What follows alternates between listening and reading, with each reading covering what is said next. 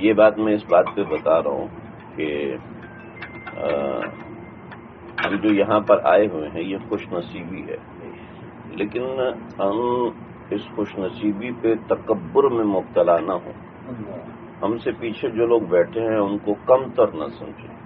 ہو سکتا ہے ان کی دعاؤں کی برکت سے ہم لوگ یہاں پر آئے ہیں، ہم ان کی دعاؤں کے ترجمان ہیں. ضروری نہیں کہ میرا کوئی عمل ایسا ہے کہ میں یہاں پر آیا ہوں.